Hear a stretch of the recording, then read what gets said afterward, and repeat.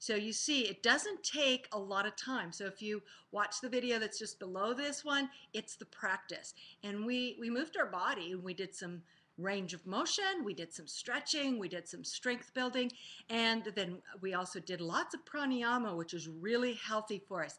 It reverses a stress response, it can help energize and wake us up in a nice, calm, centered way.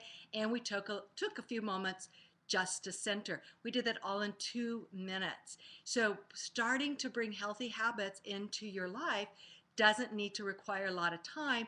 It's better to have those small amounts and be consistent with it. So the 2-minute yoga is a great way to do that.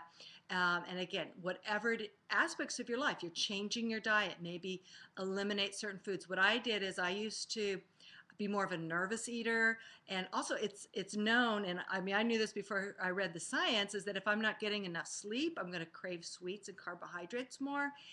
So getting enough sleep's a really important thing. And I used to burn the candle at both ends all the time.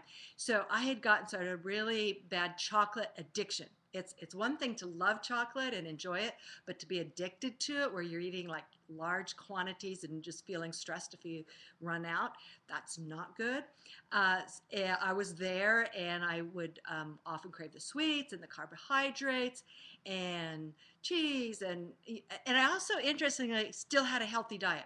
So I ate healthy foods, but then I had on top of it these additional foods that were not good for me at all, or that I was eating in a much greater quantity than was healthy. So if I tried to just cut all of the things out, go down to a small amount, I couldn't sustain that very long at all. But what I did is I thought, what's controlling me the most? What is really, the biggest problem for me? And for me, it was chocolate. And so what I did is I used my willpower, for about a month, and just eliminated the chocolate. So when I'd get a chocolate craving, rather than just like nothing, I would maybe allow myself to eat a cookie, have something else. And then after 30 days, you get that chemical dependency gets out of your system. And so all of a sudden, I had to use my willpower for that one food group. But then it was no longer a big issue for me because I didn't have that physical craving. So then I could eliminate the sweets and cut back on the sweets.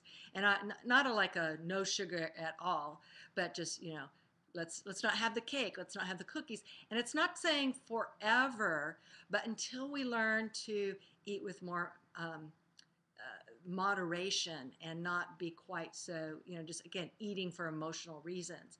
And I would just go back, and then I wouldn't, you never cut out your carbohydrates. That's a really unhealthy thing to do. So then I would cut back and try to bring the carbohydrates into balance. Sometimes I get those craving for the salty foods, try to get them into balance. And by doing it step by step, I was trying to do one at a time and really wait till I felt like it was out of my system. It really helped. And then adding is the same thing. So find one thing to add at a time and just start building on that and on that success. So good luck to you. Take care.